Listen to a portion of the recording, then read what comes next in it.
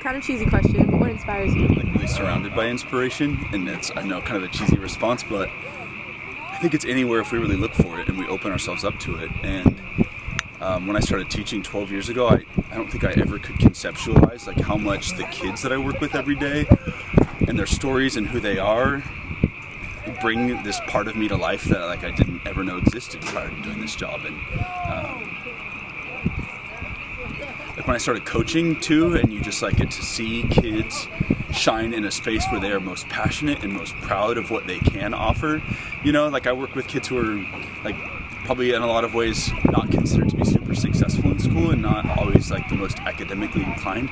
Like number 13, Ramiro, today he shared in the reflection box activity, he's like, this is the first honor roll I've ever gotten. He's like, and people have always told me I'm not good in school, you know, and like the pride he was able to share is the same pride that I see out here. Like maybe there's some things I'm not good at, but look at what I can do really well, you know, and I wonder if that's such a model for life. You know, like instead of saying you have to do this and be this, if instead it's like, what brings you to life? And let's go. Like, let's suit up and run with it, you know? And I just see that so much with these kids. How do you share that inspiration then with your team? Vulnerability. Yeah. Yeah, like grade A. And we talk a lot about like masculinity a lot because these are men, you know, or young men. And so much of that message that's out there says like vulnerability is weak, not vulnerability is courageous. And like we're moving the dial on what vulnerability is and what it stands for. And like that the strongest of men will share their hearts, not theatrically, not for the sake of attention or like, you know, like the grand drama, but like if you love to love openly, you know, without borders. And if you hurt, to seek out a person or a space where you can heal and to like recognize when you've done wrong and to own that like with humility. And I feel like I try to model that a lot because I screw up like all the time, like every day I'm a mess. Like I'll go home tonight from the game and be like, why was I talking trash about the refs? And the boys could have heard me. Like, that's not a great example. It's not respecting authority. And then tomorrow at practice, I'll be like, hey guys, I am sorry. I did not set a good example, because I want them to understand that. And I also want them to see a model of like seeking forgiveness, and that being a man doesn't mean like, I have always done everything correctly, you know, but instead it says, I'm trying really earnestly to do the right thing. So, I mean, all of us we're involved in the FFA program. So having our FFA advisor as our soccer coach is really cool, just because like we have that chance to do other things. Like we don't have to choose one or the other. He like works around our schedule. So, and Coach White has been really close to us. He's like, personally, he's a mentor to me. Like he tries to guide me the way where he thinks I should best go. And like honestly, sometimes we might fight about it, but at the end of the day, I know that he's doing it for the best interest of me. Most of us have been playing for like 3 or 4 years together, another portion of us have been playing with us like our whole lives. So like we know how to play with each other, how to like do the things that certain movements that we want to do. And like whenever we go to a game, it's like we're all like family. Even though we mess around with each other, we all love each other the same. So it's just kind of cool to be able to play with the same people at club and then come back and play high school. Yeah, and adding on to that, like since we came from like being 7-year-olds, like some of us from the club team till now, how we grew with each other, you know, like we have an argument, we know how to fix it together, and we know that like in the end, like we all love each other and we know how to come back to each other. That's what makes us like have better chemistry, which will help us out in and out of the field. Like what's kind of the ripple effect type of a thing? Yes, yeah.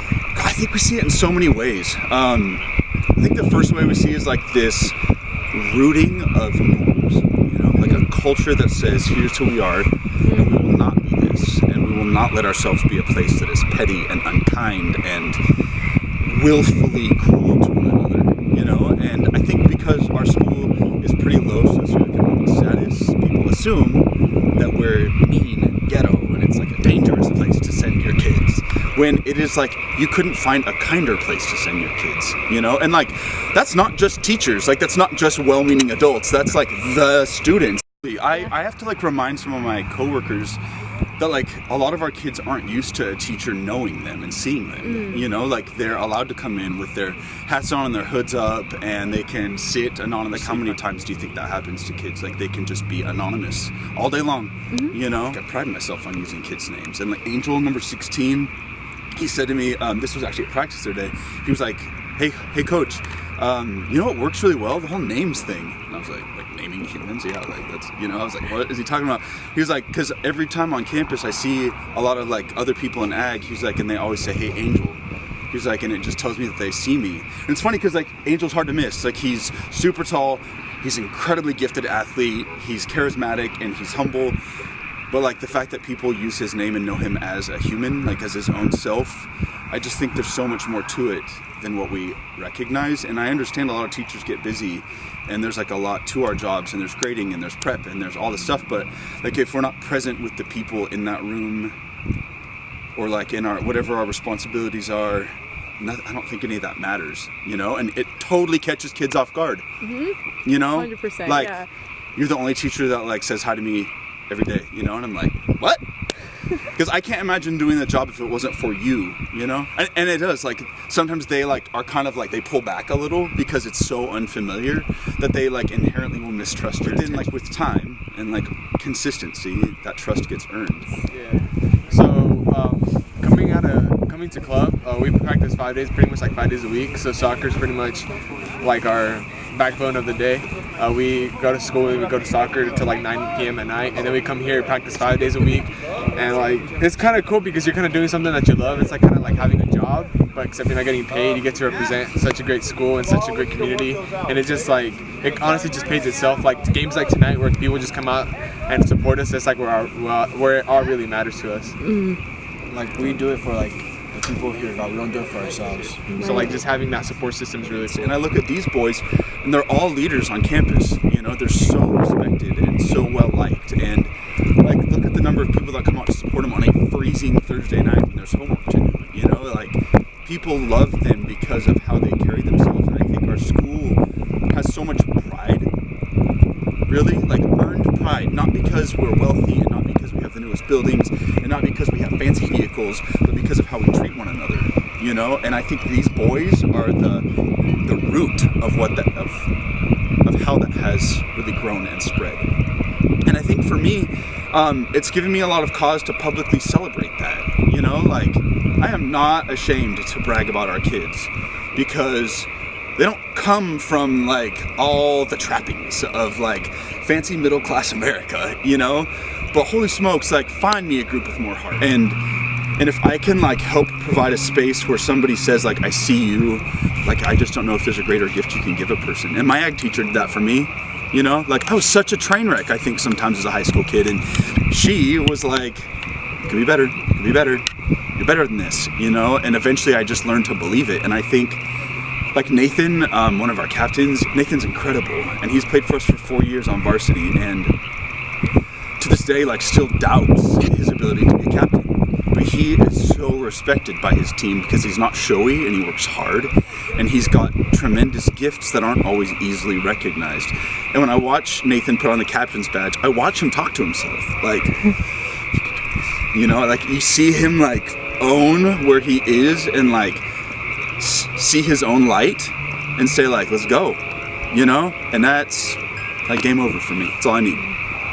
You feel like you're part of something. You feel like you're part of a family, and like knowing that you're part of a family makes you feel special because you know you found your place in somewhere or something. So it feels good. And not only that, but like having an older person like be our best friend is just like they know what the right and wrong is, even if like we may know, like obviously we all make mistakes, and he's the one there that, or both of them are there like for us to guide us to like a better pathway.